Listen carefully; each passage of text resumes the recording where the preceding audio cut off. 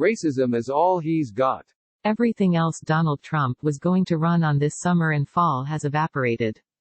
The booming economy, which he inherited from Barack Obama in the first place. The U.S. has the worst unemployment rate since the Great Depression, and the situation is about to get exponentially worse as unemployment benefits expire.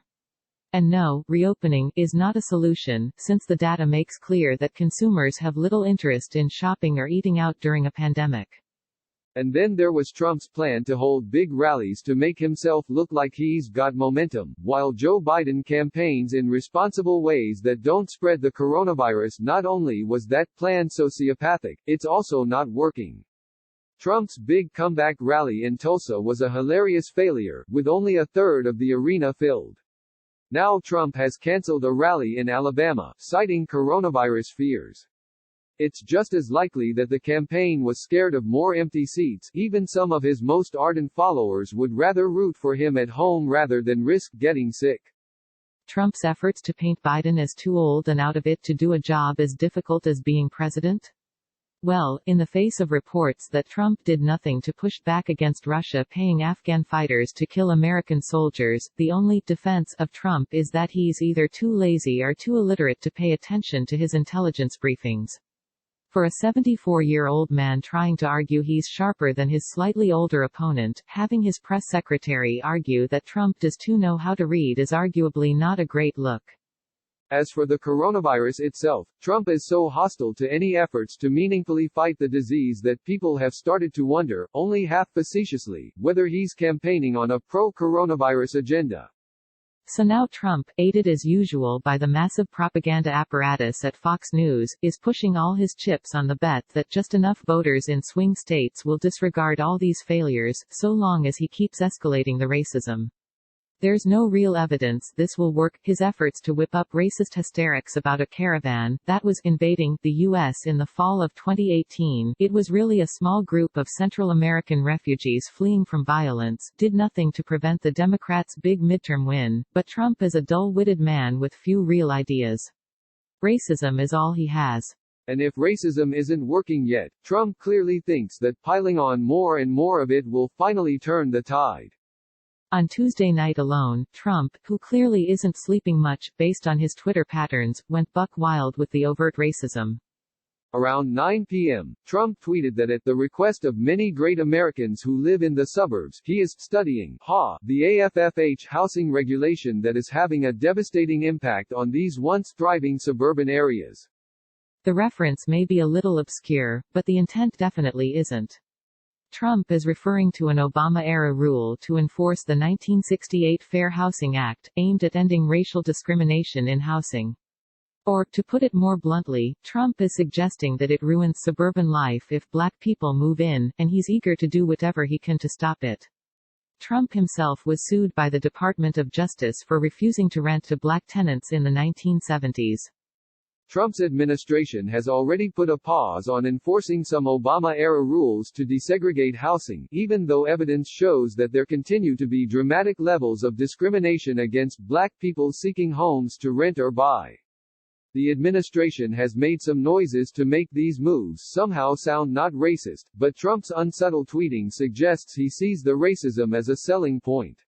His theory, one supposes, is that white voters will thrill to hear he's working to keep black people from moving into their neighborhoods.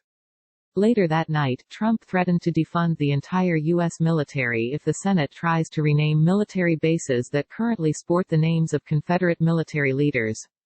Again, not exactly subtle. These bases should never have been named for traitors who took up arms against the U.S. government and killed hundreds of thousands of patriotic American soldiers in the name of white supremacy.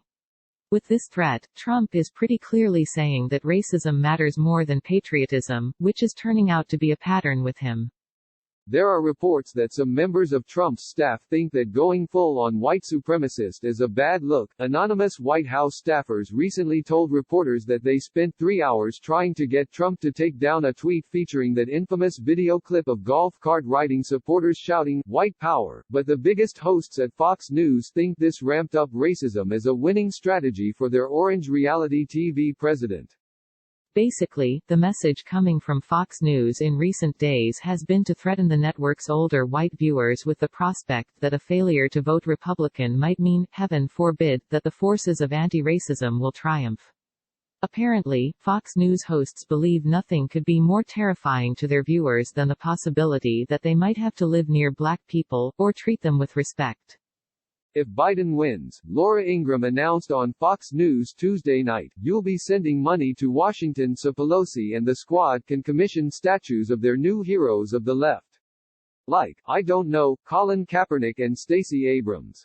The context of this snark, of course, is the ongoing Trump-fueled controversy over Black Lives Matter activists demanding the removal of statues celebrating historical figures, mostly Confederate military leaders, who are viewed as white supremacists, as well as the fight over renaming military bases, maybe to honor people who didn't commit treason. In Ingraham's world, statues honoring black people who have fought against racism, often at great personal cost, would be preposterous, but statues honoring white supremacists are what makes this country so great. Similarly, Fox News host Tucker Carlson dug into an apocalyptic racist fantasy Tuesday night, proclaiming that Americans who want to live as they did just 15 years ago, quietly, productively, without being harassed and harangued by self-righteous lunatics, are going to need a protector, and that protector must be the Republican Party. There are, of course, no reports of self-righteous lunatics going into the homes of quiet, productive people to harangue them.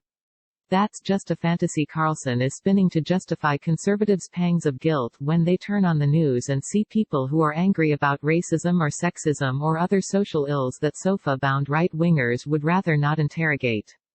The option to turn the TV off and live in ignorance is always there, but Carlson wants his audience to feel aggrieved and play the victims. The scary thing here is that of course there's a well-known Fox News to Trump feedback loop. The president gets himself all worked up by imbibing Fox News racial grievance politics, and then turns around and pours his racist vitriol out on Twitter and into speeches. Then the Fox News crew takes their cues from Trump and turns up the racism even more.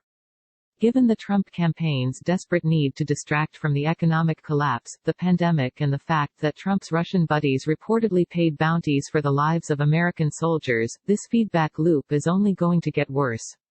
Their bag of tricks is running out, and racism is all Trump and his media allies have left. It's 4 months and 2 days until the election, and in that time, we can expect the white supremacist demagoguery to escalate day by day. Considering what a powder keg this country already is, it's a downright terrifying situation.